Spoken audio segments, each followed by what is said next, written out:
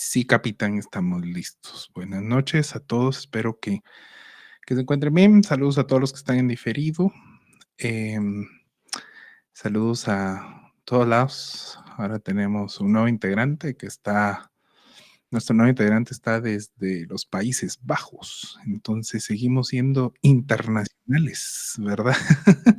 Estamos desde la República de Misco, desde Guatemala, Villanueva, Estados Unidos. Hay 3, 4 personas en los Estados Unidos y ahora estamos también en Europa. Estuvimos un ratito en Europa que uno de nosotros andaba por allá, pero ahora estamos fijos por allá, así que y casi todos los internacionales están por diferido, así que los saludamos con mucho amor. Estamos muy contentos de este grupo de estudio y a los que estamos en Guatemala, pues también súper alegres de que estemos acá, deseosos de aprender de la palabra del Señor.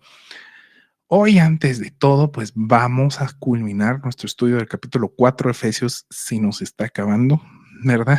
Y estamos ahí. Me estaba fallando un poco la cámara, entonces estoy con la cámara del teléfono por si se va, entonces no se van a distraer con eso, sino sigamos, ¿verdad? Escuchen la voz. Y bienvenidos todos los que estamos. Gracias por estar acá. Celes, Daniel, Flori, hermano José, Mafer, Patti, las habíamos extrañado a ambas. Shirley, también te habíamos extrañado. Y, y Flori también. Bueno, bendiciones.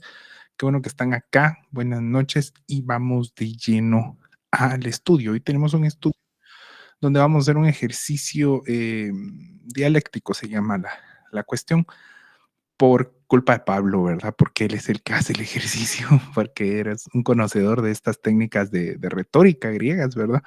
Así que por culpa es un poco chiste, ¿verdad? Vamos a hacerlo. Y el tema de esta noche es en el espíritu, ¿verdad? Y ahí tenemos los versículos que vamos a estar utilizando, 25 al 32.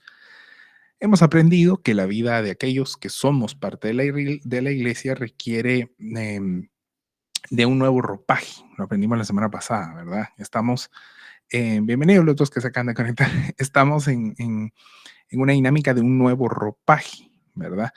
Es una renuncia a la vieja naturaleza que antes vivíamos y por lo tanto Pablo nos ejemplifica ahora una vida que agrade al Espíritu Santo, ¿verdad? Y nos recuerda que el Espíritu Santo está en nosotros. La práctica congregacional que hemos estado platicando, ¿verdad? Ahora es llevado al ámbito individual. Si ven en el calendario de estudio, hoy estamos entrando al área, perdón, individual, ¿verdad? Al diario vivir, a lo común, a lo cotidiano, ¿verdad? Estamos entrando en lo día a día. Bienvenidos a todos los que se están conectando. Y es entonces aquí donde todos podemos notar lo que les decía, una lucha dialéctica, un ejercicio dialéctico, ¿verdad? Estamos hablando ahí de retórica, de filosofía un poco, entre aquello que fue la vieja naturaleza que vimos desde la semana pasada y lo que debe de ser, es decir, el nuevo ropaje o lo que vamos a llamar la vida en el espíritu. Por eso el tema hoy es ese.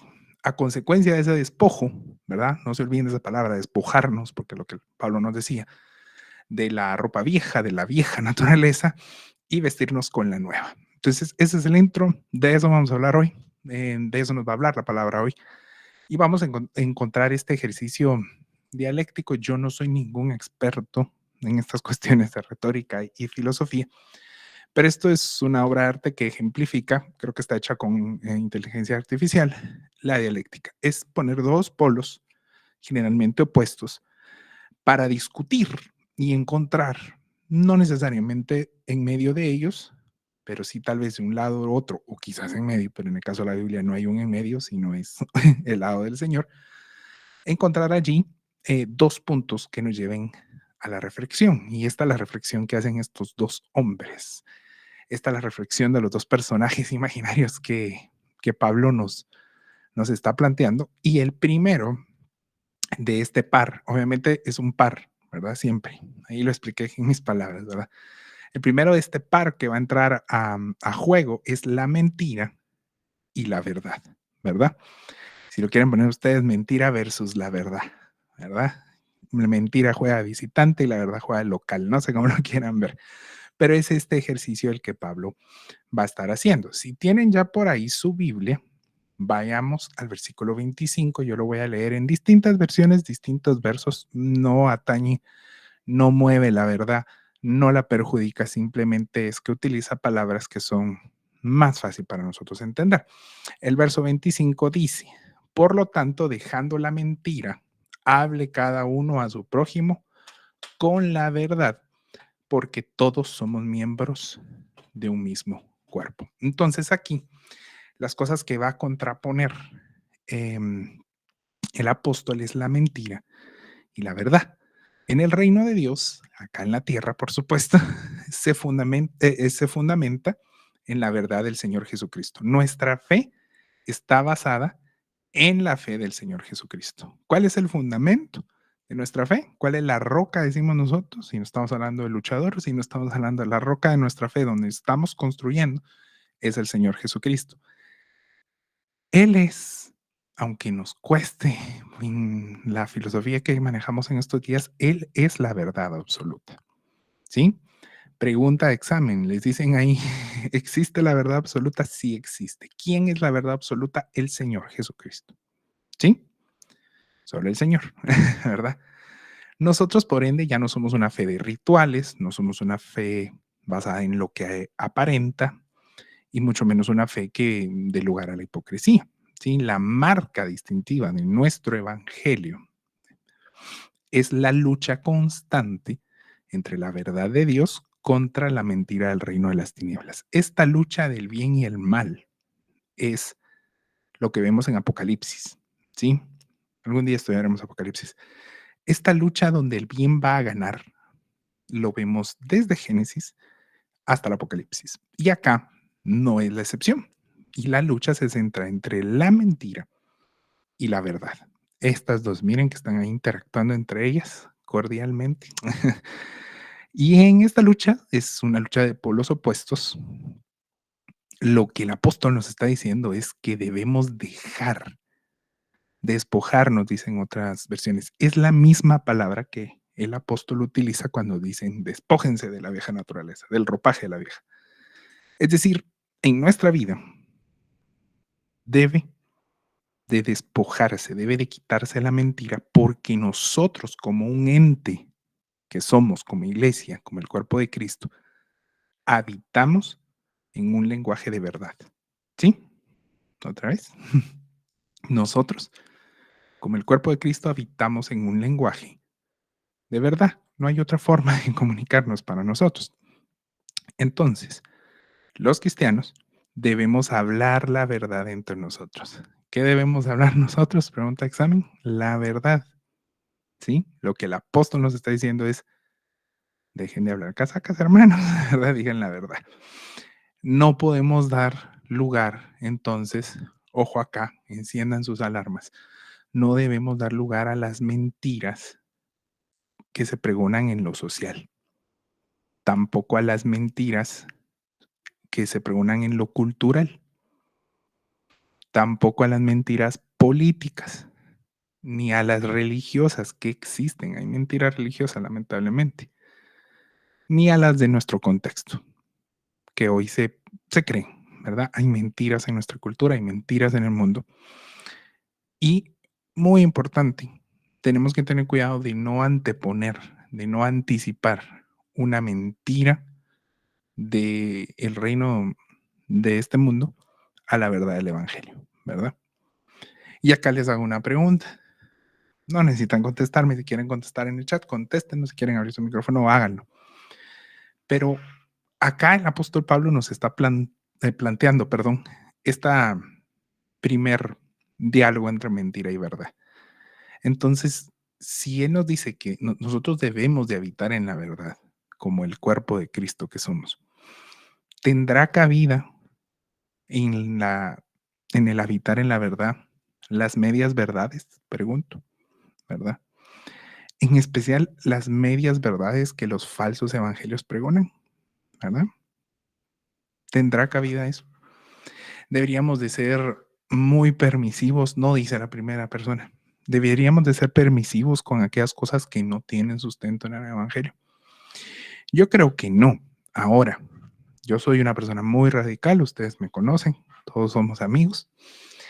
Yo soy muy radical, ¿verdad? Si veo que no, no y no, y me, me pongo así. Pero creo que esto tenemos que considerarlo también en amor, ¿verdad? Hoy en día vemos en nuestras familias prácticas, formas de hablar, o en nuestras iglesias ritos inclusive, o cosas que están diciéndose, ¿verdad? Hoy en la mañana me puse a ver la prédica de una misión que yo tengo problemas con ellos, de un pastor de ellos, ¿verdad? Y estaba a decir cosas y Celeste cabal pasó y me dice, ¿y este qué onda, verdad? Porque está diciendo cosas que nada que ver. Y le digo, puchica, es que de verdad dicen mentiras a medias, ¿verdad? O sea, estaba a decir, usé otro adjetivo, pero le digo, estaba a decir tonteras, le digo yo al predicador, diciendo cosas que no están en la palabra. Y creo que en eso tenemos que aprender a ser radicales. No para que hagamos un video de YouTube y que diga condenando a este hereje y condenando al falso profeta, no, sino para que cuidadito lo que escuchan tus oídos, alejemos el falso evangelio de nuestros oídos. Si empezamos a notar que hay manipulaciones, que hay cuestiones que no son la verdad en absoluto, eso es un falso evangelio y por ende, permítanme que está bien fuerte, me estoy cansando. Y por ende, deberíamos de alejar los falsos evangelios de nuestras vidas, de nuestra familia y de nuestro credo. Inclusive, si eso involucra cambiarnos de iglesia, eh, debe considerarse si se está predicando un falso evangelio, porque somos llamados, y repito, a hablar uno a su prójimo con la verdad. Entre nosotros deberíamos de hablar la verdad y en la verdad no pueden caber los falsos evangelios. Hemos hablado claro y tendido de los falsos evangelios y espero que tengamos todos el criterio, pero si no está en la palabra, si se está manipulando la verdad, si se está usando un pasaje a conveniencia fuera de contexto, hay que tener cuidado, ¿verdad? De no dejar que eso entre en nuestra vida. El segundo ejercicio dialéctico, como verán en la misma imagen, porque estamos haciendo lo mismo, ¿verdad? Es entre la ira y el control. Dice el verso 26 y 27. Si lo tienen ahí y tienen otras versiones, ahorita vamos a leer NBI. Si tienen otras versiones, enriquecen un montón si lo tienen ahí en su Biblia físico o en digital. Dice, si se enojan, no pequen. ¿Cuántos no hemos oído ese versículo, verdad? Los papás sobre todo se lo leen a los hijos cuando están bien enojados haciendo berrinche, ¿verdad? Pero si se enojan, no pequen. No permitan que el enojo les dure hasta la puesta del sol. Otro versículo que hemos usado un montón de veces para los matrimonios, que no se van a dormir enojados, lo hemos usado para un montón de cosas. Ni den cabida al diablo. En otras versiones dicen no den oportunidad al diablo o no le den lugar al diablo. Y hay otra versión, no me recuerdo bien, otra traducción que dice, porque esto permite que el diablo actúe, algo así, ¿verdad?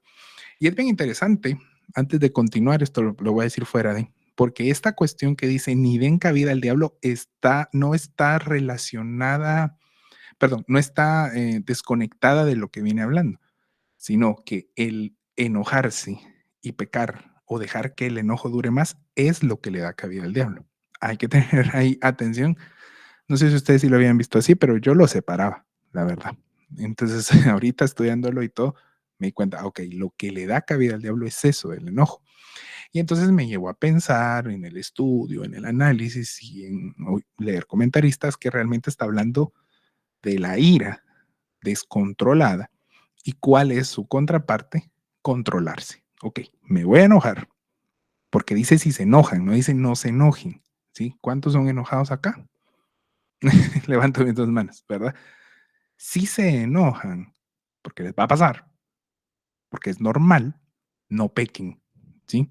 No permitan, segundo punto, ¿verdad? En la TLA dice no deben darle al diablo la oportunidad de tentarlos. Exacto, esa era, ¿verdad? Dice eso, está vinculado. No permitan que el enojo dure hasta la puesta del sol. O sea, no guarden rencor porque si no, les va a abrir una oportunidad al diablo para tentarlos. Le va a dar lugar, le va a dar cabida, le va a dar una oportunidad. Entonces, preguntamos. Estamos hablando que estamos en la nueva naturaleza, estamos en el espíritu, ese es nuestro tema principal, por eso está aquí en la esquina, miren. ¿Podemos los que estamos en la nueva naturaleza, Malaya, molestarnos, incomodarnos, airarnos o enojarnos?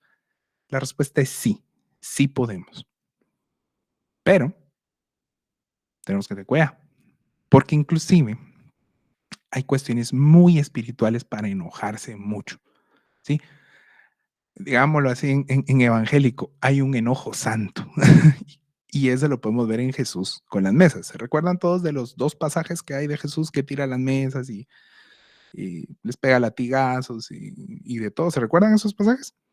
O sea, Jesús no estaba ahí actuando con mansedumbre, con amabilidad. Jesús estaba molesto, por lo menos, ¿sí? Porque nadie va y empuja una mesa de permiso, hermano, Dios le bendiga, me le voy a empujar la mesa. No, para tirar una mesa, uno tiene que tener cierto, ¿verdad? Cierta gallardía, cierto aquí. Tranquilo, no crean que estoy diciendo que el Señor pecó, todo lo contrario, sino que el Señor sí se airó y sí tuvo un celo, pero eso no lo llevó a pecar. Por eso es que el apóstol nos recuerda eso. Pero aún en la ira más grande, en el enojo, en la molestia más grande, ojo, papás cuando disciplinan a sus hijos, papás cuando disciplinamos, perdón, a nuestros hijos, aún en la ira, en el enojo más grande, dice el apóstol, tengan dominio propio, es lo que está diciendo, ¿sí? Para manejarlo. Eso es lo que va a hacer la diferencia, ¿sí? Puedo estar muy molesto con la situación que está pasando, con lo que mi hijo acaba de hacer, con que se embarazó la nena, con que despidieron al esposo, con que esto, con lo otro. Pero debo de manejar esa ira con dominio propio. Al punto que puedo estar tan enojado que lo único que se me ocurra es dar un abrazo y decir, mañana vemos qué hacemos, porque estoy muy molesto. Ese es el nuevo ropaje. No estamos dando cuenta de lo que el apóstol nos está diciendo. Porque aquel que está en el espíritu va a saber apasionarse, va a saber agarrar todo ese fuego que tiene adentro, como algunos somos, ¿verdad? Y lo va a utilizar en contra de lo que es injusto, lo va a utilizar en contra de la falsedad, en contra de la maldad, ¿sí? Yo puedo agarrar valor y defender a aquel que está siendo oprimido injustamente, a pesar de que se pueda ver como, y ese es cristiano, bienvenido Elías, otro más de Estados Unidos, qué bueno verte amigo, ¿sí? A pesar de que pueda, digamos, afectar el testimonio que me miren airado, pero yo tengo la responsabilidad de defenderme de defender, perdón, ante aquello que es injusto, ¿sí? Y eso es un enojo santo, pero no por eso voy a pecar. Es que me enojé, entonces lo balacié. Se dan cuenta, ¿verdad? No, me enojé y entonces me pongo en defensa de lo injusto como, o tomo la posición del Señor Jesús y si hay que tirar una mesa, la tiro en un enojo controlado con dominio propio, porque no voy a tener la necesidad de pecar para demostrar lo que es correcto, ¿verdad? Porque una pasión, un enojo sin control, lo único que va a lograr es darle una oportunidad al diablo de actuar. ¿Sí? ¿Sí? Es así como algunos, por ejemplo, dicen, es injusto que los mareros nos extorsionen. ¿Cuántos creen que eso es injusto? ¿Sí? ¿O es justo que un marero nos extorsione? Es injusto que nos roben. Me molesta. Voy a usar esa rabia para algo, pero no para decir, ojalá los maten. ¿Me estoy dando a entender? Porque Ezequiel, espero estar citando bien el Antiguo Testamento, porque me cuesta, dice claramente que al Señor no le agrada la muerte del malo, sino que preferiría que se arrepienta.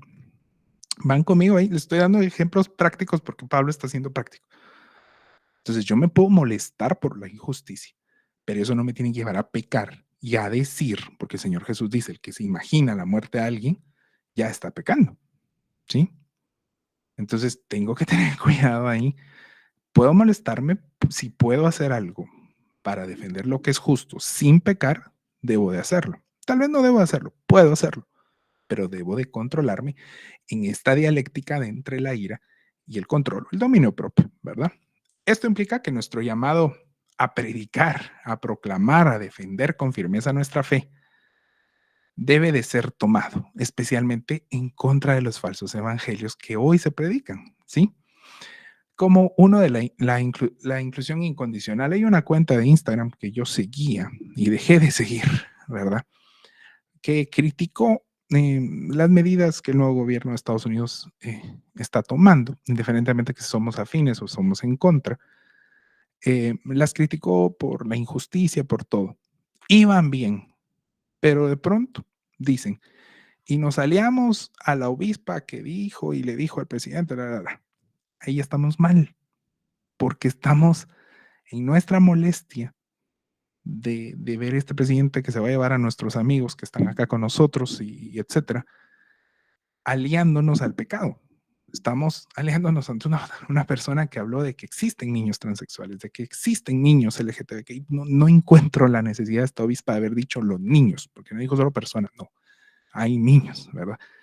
Y entonces en su ira, en su enojo, pecaron, ¿verdad? Porque están validando todo el discurso de esta persona. Hay que tener cuidado, ¿verdad?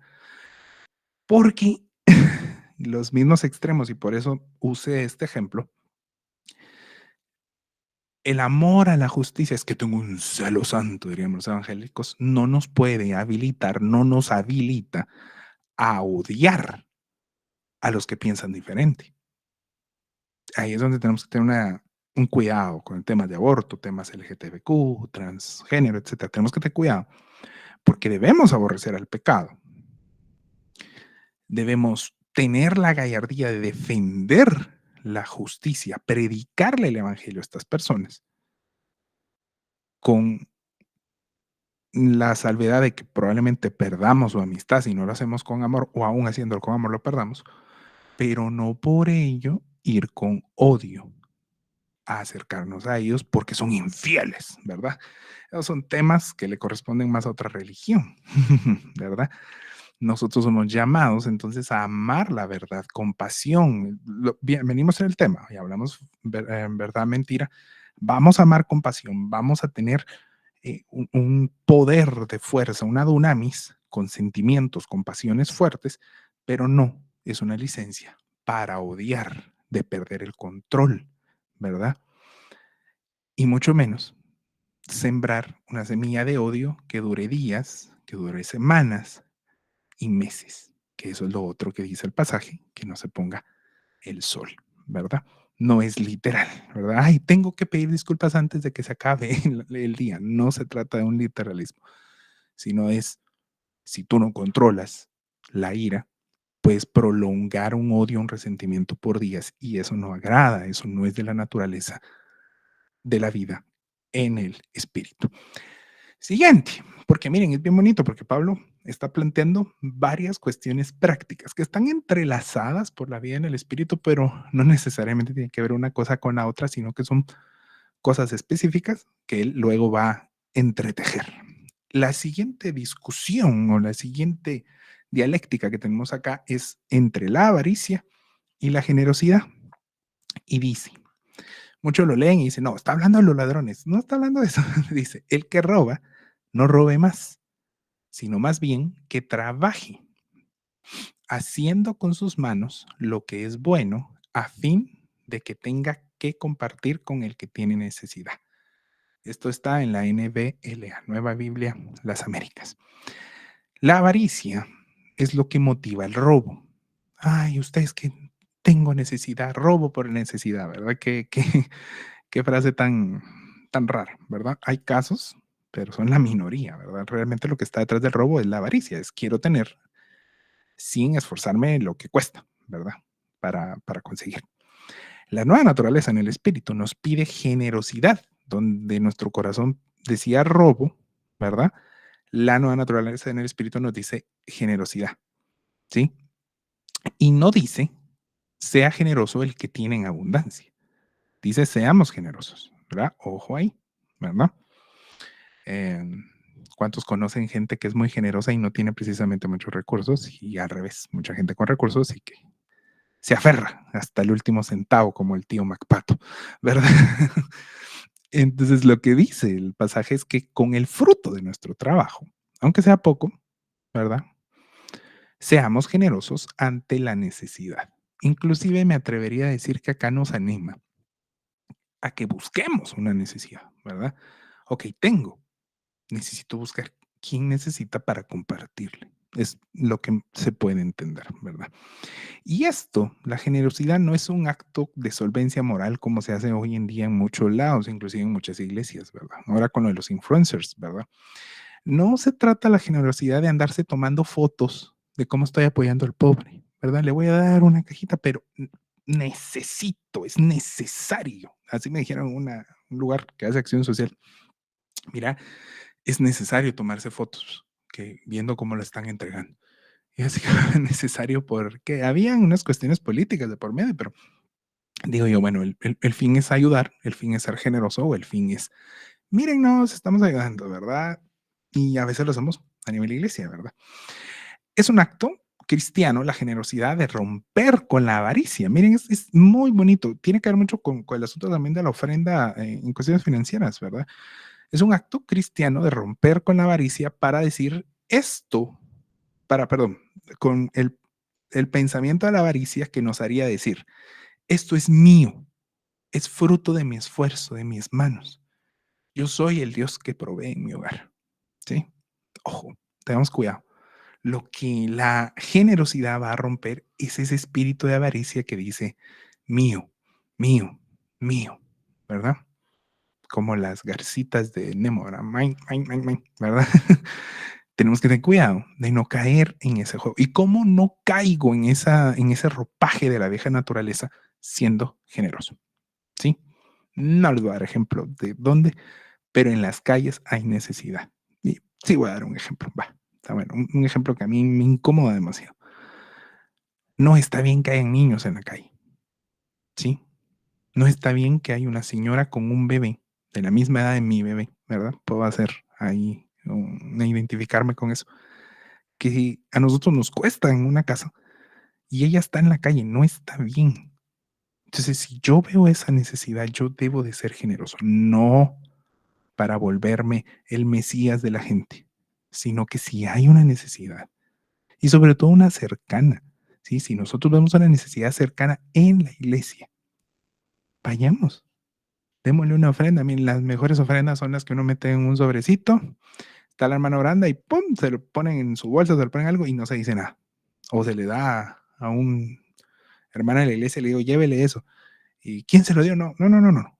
Esas son las mejores ofrendas. No las de mírenme, las de hago, sino ser generosos, especialmente, y lo dice en otro pasaje la palabra, especialmente con los de la familia de Dios, dice el pasaje, ¿sí? La generosidad es del espíritu y la avaricia es del viejo ropaje. Eso es lo que el apóstol nos está diciendo. Porque la generosidad no es presuntuosa, no es egocéntrica, no busca la justicia social para justificarse, ¿verdad? Ay, soy buena persona, ¿verdad? Miren, estoy ayudando a los pobres, soy buena persona. No, no va detrás de ese discurso. Ser generoso es una ofrenda de adoración espiritual. Esa frase me gustó, ¿verdad? Ser generoso es una ofrenda de adoración espiritual y una proclamación de dependencia divina. ¿Por qué? Porque, mire, yo la verdad tengo poquito, pero con esto poquito que tengo, estoy siendo generoso, estoy ayudando al necesitado.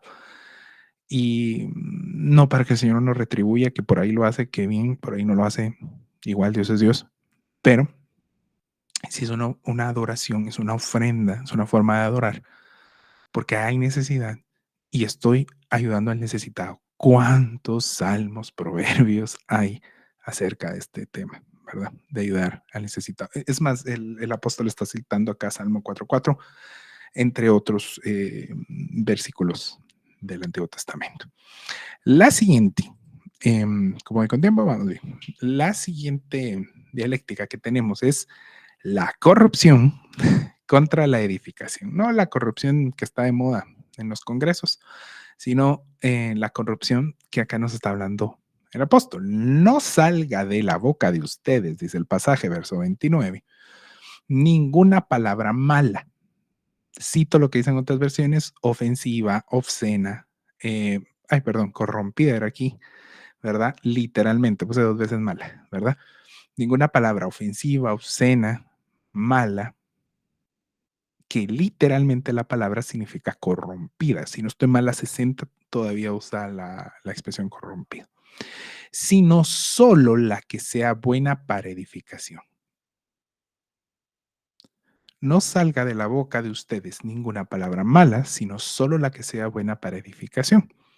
Según la necesidad del momento, dice esta NBLA, para que imparta gracia a los que escuchan. Esto de impartir gracia está en el griego. Pablo literalmente dice eso, pero en otras versiones, por alguna razón no está. Me gustó poner esta traducción porque lo dice, o sea, vamos a hablar cosas buenas para impartir gracia a los que escuchan. Y esto le da el enfoque que realmente el apóstol tiene, que tiene que ver con los falsos evangelios también, ¿verdad? Recuérdense que sigue siendo el tema de la iglesia primitiva y sigue siendo el tema en esto, un tema secundario, pero sigue siendo. La palabra corrompida viene en el viejo ropaje, ¿sí? ¿Qué es la palabra corrompida? Uno de los comentaristas decía que una forma de traducir puede ser la palabra envenena, que es veneno, ¿verdad? Porque es aquella palabra que va a envenenar a los que lo escuchan en lugar de edificar, ¿verdad? Esta palabra es la que puede destruir, puede envenenar, como dijimos, la que no da vida, sino solo muerte del pecado. Si nosotros lo leemos en traducciones contemporáneas, podemos entender que está hablando de no hablar groserías. Y sí y no, ¿sí? Es más que no solo decir malas palabras, dice la Dios habla hoy, creo, o la TLA. No se refiere a no decir palabras soeces, nada más, sino que implica que entre nosotros no debe avalarse lo corrupto a través de la forma en que hablamos, ¿sí? Ni mucho menos normalizarse, ¿verdad? Una persona, solo déjenme ver si está aquí porque hoy ya vemos bastantes. ¿Dónde está? Aquí está, ¿verdad? Con una persona que está acá, dice que no le va a molestar que lo comente. Una vez estábamos platicando y me dijo una palabra. Yo le dije, mira, vos, fuera de broma, le digo, no uses esa palabra. Ay, ¿por qué? Me dice, ¿verdad? Porque es parte del lenguaje inclusivo, le digo, de lo que está pregonando hoy en día. Y me ponía a pensar que es un buen ejemplo, ¿verdad?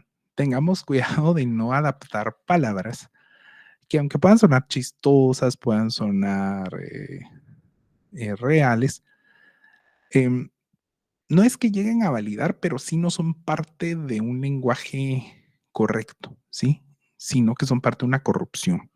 Y voy a usar otra palabra, otra expresión.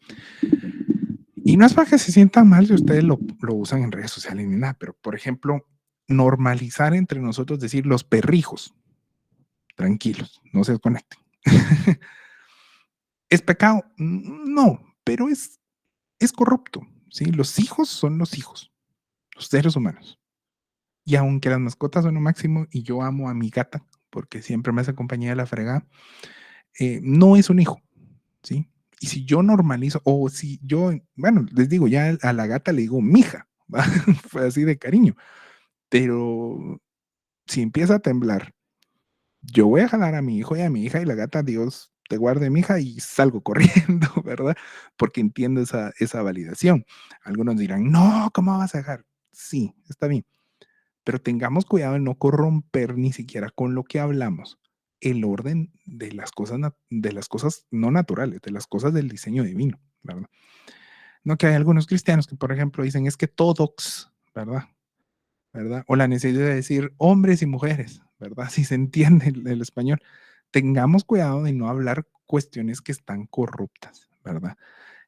No usemos términos que el mundo está usando para darle cabida a ideologías que no están acorde a el diseño divino, ¿sí?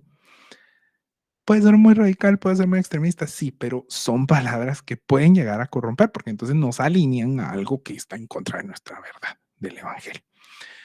Y esto también concierne al asunto de los falsos evangelios, como les decía. Porque el falso evangelio puede que lo que hable suene bien, se sienta bien, que es lo que le pasa mucho a los falsos evangelios, porque pregunto acá, amado grupo, ¿quién no quiere ser próspero en este grupo? ¿Verdad? Alguien que diga, no, no, varón, yo quiero vivir en austeridad y vida monástica. Creo que no, ¿verdad? Porque por lo menos todos acá tienen un dispositivo inteligente. Pero la pregunta que nos podemos hacer, estas palabras de tú debes de prosperar, tú estás llamado a ser rico, ¿realmente edifican a todo el cuerpo de Cristo por igual? ¿O simplemente es de que hallaron un nicho estas palabras, ¿verdad? En un grupo de personas pertenecientes a un estrato que ya estaba acomodado antes de venir el Evangelio. Porque decirle a una persona que tiene sus recursos que Dios la va a prosperar es muy fácil. ¿Saben por qué? Porque tiene recursos y es consecuente de que si hace las cosas bien, de que si mantiene unas finanzas sanas, es generoso y todo, Dios lo va a bendecir, pero ya tiene algo. Pero yo no puedo ir a decirle a la señora que está pidiendo dinero con una bebé en brazos, que es creyente, Dios te va a prosperar, ten fe. O como el predicador que les comentaba al inicio, que literalmente dijo, usted está enfermo porque no viene al culto. Dios no le prospera económicamente porque usted no viene al culto. Esas palabras edifican a toda la iglesia, no solo a los adinerados de nuestras congregaciones. O sea, el evangelio que yo predico no puede estar dirigido a personas que ganan en decenas de miles de quetzales al mes. Tiene que edificar a la persona que pide dinero en la calle como al más millonario. Esas son palabras que edifican, ¿sí? Por eso hay que tener cuidado con los falsos evangelios. Obviamente que está hablando del asunto de la prosperidad, pero hay un montón de cuestiones que se dicen, como esto que decía el predicador, de la emoción de que la gente no está llegando a la iglesia. Que yo le dijera aquí, miren, el lunes pasado solo se conectaron 7. Si ustedes no se conectan, después no se pregunten por qué están enfermos. ¿Se imaginan decir ese tipo de cosas a una persona que tiene cáncer? ¿A una persona que tiene diabetes? Eso no edifica. Y no se trata de solo bendecir o solo decir cosas bonitas como hace el falso evangelio, pero hay que tener cuidado, ¿verdad? Porque nuestra predicación tiene que ser ecuánime y tener la capacidad de llegar a los más ricos, a los más pobres, a los más sanos, a los más enfermos, ¿sí? A mujeres, a hombres, a niños, ancianos. Ese es el verdadero evangelio que edifica. El otro viene con palabras corruptas que destruyen y tenemos que tener cuidado. Y por eso no nos debemos olvidar de la verdad de Jesucristo, que es, como dije al principio, absoluta y perfecta. No existe la verdad absoluta, o sí existe, es el Señor Jesucristo, les guste o no les guste, ¿verdad? Por eso Jesucristo siempre va a edificar a los creyentes, porque Él es la verdad, ¿sí? Es que no sé qué predicar, dicen algunos acá que predican. Hable del Señor Jesucristo, Él es la verdad. Encuéntrelo, de Génesis a Apocalipsis. No hay pierde. El Señor Jesucristo edifica, ¿sí? Cuando le metemos nuestras ideas, cuando le metemos nuestro contexto de estrato, nuestro contexto social, no es lo mismo vivir el Evangelio en Guatemala que en los Países Bajos, que en los Estados Unidos, que en París, que en México, que en Los Ángeles, donde está toda nuestra gente en esta comunidad. No es lo mismo. Va a variar porque la cultura nos hace percibir las cosas distintas. Entonces tenemos que decir, no, yo tengo que hablar edificación, no puedo corromper el Evangelio por mi cultura, sino tengo que hablar la verdad. ¿Eso cómo se hace? Haciendo que el Evangelio que creo sea cristocéntrico y no antropocéntrico. Cristocéntrico es sentado en centrado, perdón, en el Señor Jesucristo y no antropocéntrico, que sería centrado en mí mismo, como ya hemos hablado en otras ocasiones. Y bueno, vamos a las últimas. La carne y el espíritu. Otro pasaje que hemos oído muchas veces dice, no entristezcan al Espíritu Santo de Dios con la forma en la que viven, ¿verdad? Difícil esto, con la forma en que viven. Recuerden que Él, el Espíritu Santo, los identificó como suyos y así les ha garantizado que serán salvos el día de la redención. Me gustó mucho cómo lo plantea la NTV. Hemos sido llamados, hermanos, a un estilo de vida en el espíritu que refleje nuestra nueva naturaleza en el diario vivir, ¿sí? Sin embargo, el pasaje nos permite entender que en efecto podemos llevar una forma de vida, o puede alguien, no nosotros, llevar una forma de vida que lleve a entristecer al espíritu, aunque sea creyente, ¿sí? Una vez más, se puede llevar un estilo de vida que entristezca al espíritu. Por ello, podemos entonces preguntarnos, ¿podrá un creyente vivir en la carne? Respuesta corta, sí, ¿verdad? ¿Cómo puede ser eso posible, verdad? Es una forma de vida, y esto lo comentaban varios, valga la redundancia, varios comentaristas, que el apóstol se está refiriendo a aquellos que están ocultando pecados, ¿sí? Este famoso pecado oculto, que es una frase que se ha vuelto muy famosa en estos días, en el que muchos o quizá demasiados creyentes viven o hemos vivido algunos, se alimenta de la constante mentira, del secreto y la astucia para ocultar la verdad. Todo tiene que ver, todo está entrelazado, ¿verdad? Que puede lamentablemente ser potenciado con una devoción, con una fe falsa, hipócrita y superficial. Esta es la forma de vida cristiana que entristece al espíritu. Por ejemplo, aquellos creyentes que siendo muy creyentes, que son diáconos, que son líderes, que son ancianos, ministerios de alabanza, como se da, predicadores que tienen una adicción a algo, ¿sí? Entonces son cristianos, son creyentes, ofrendan, hacen todo, ¿verdad? Resucitan muertos, diría un predicador, pero en lo oculto son adictos a cierto tipo de alimento, a cierto tipo de bebida, a cierto tipo de consumo, alcohol, drogas, una adicción que no se habla mucho, al teléfono, adictos a sí mismos, ¿verdad?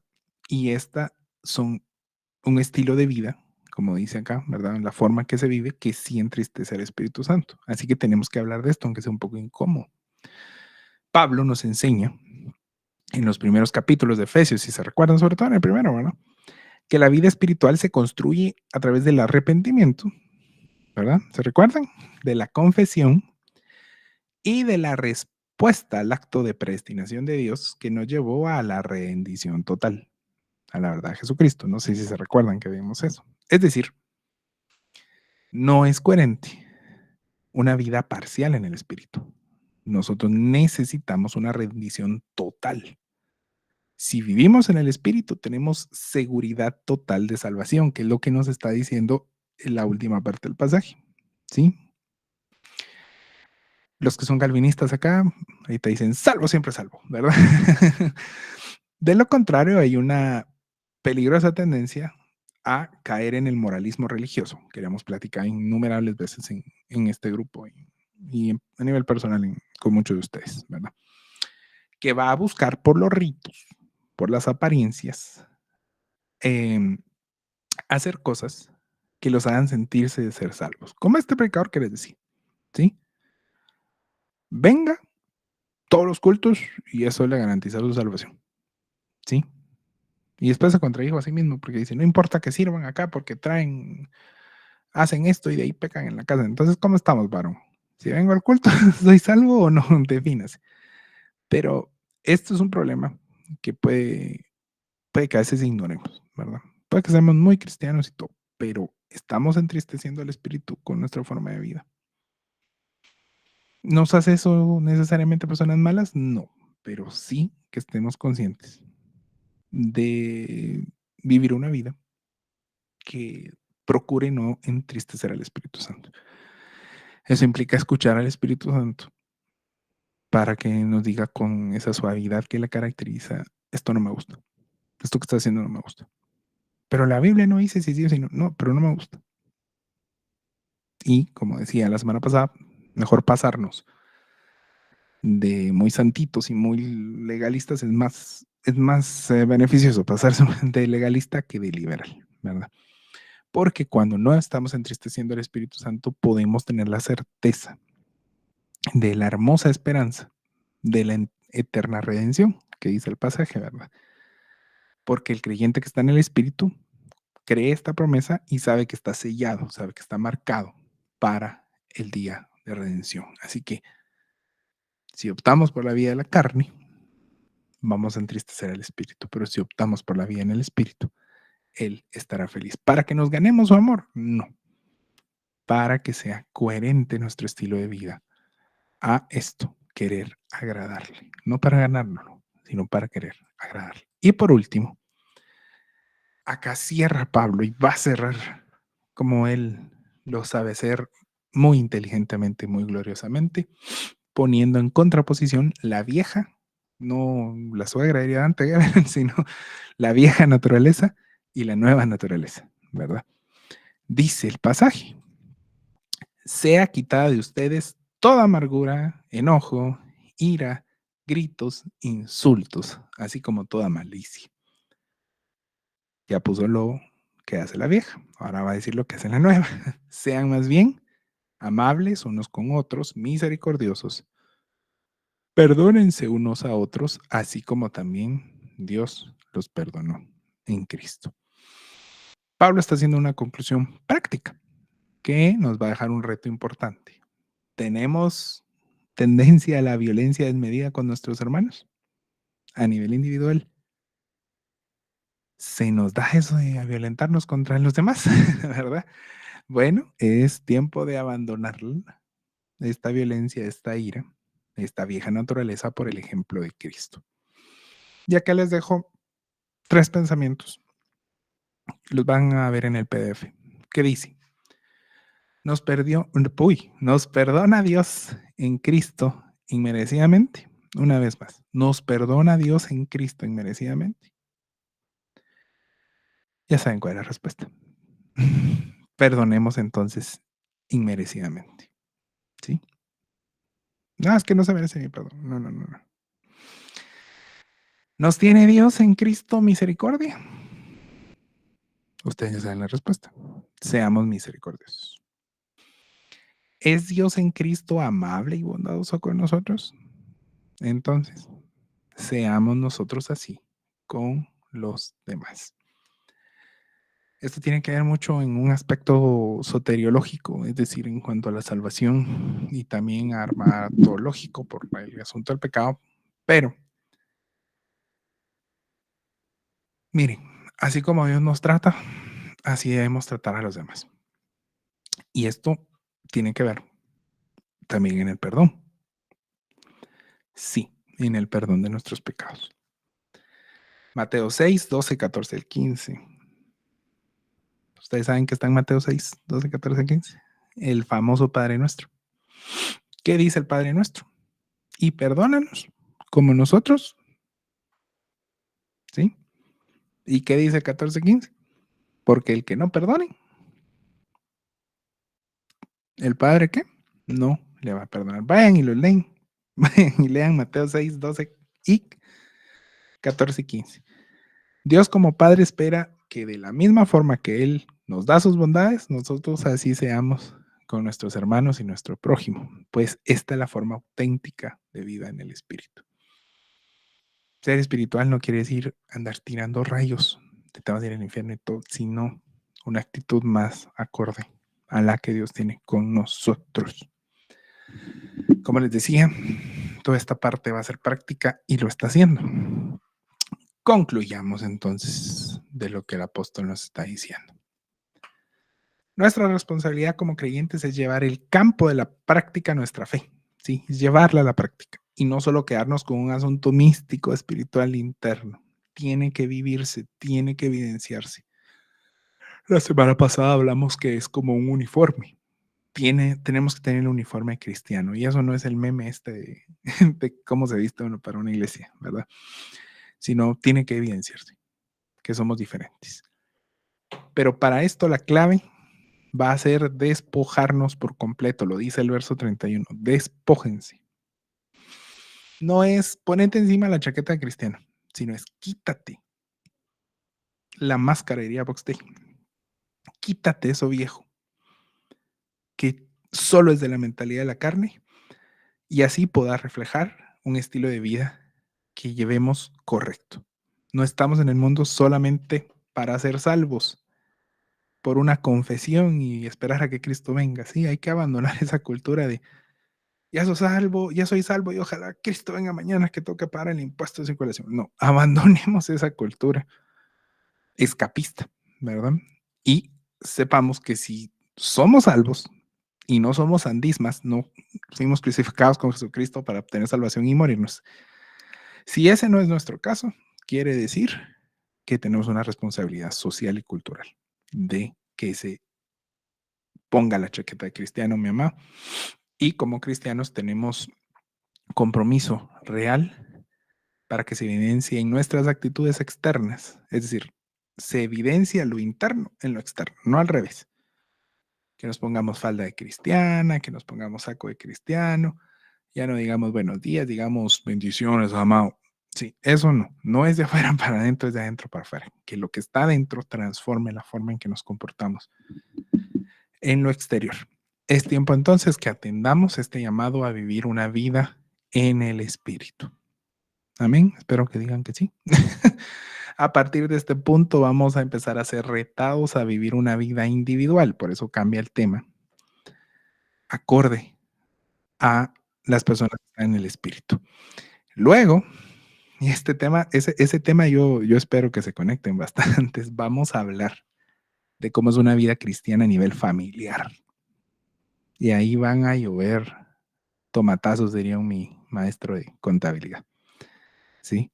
Y luego vamos a hablar, que es un tema muy recurrente, cómo debería ser el comportamiento a nivel social, cómo debe ser un cristiano en su sociedad, a nivel político, a nivel trabajo, y que sea coherente al llamado de nuestra fe. Muy bien, hoy no me tardé tanto, mentiras, me tardé igual los 50 minutos.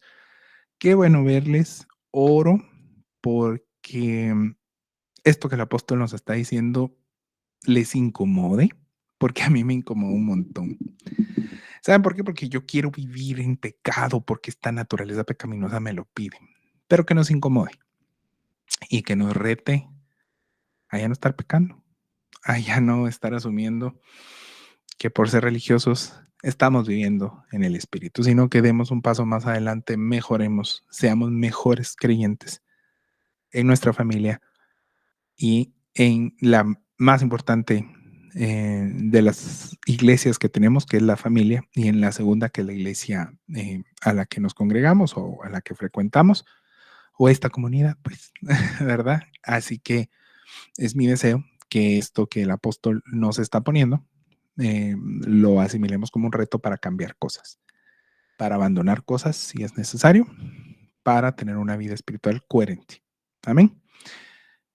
Les despido a los que están en diferido, que bueno que nos hayan visto y los esperamos la siguiente semana. Y los que estamos en vivo, espérenme que voy a detener la grabación. Adiós, los diferidos.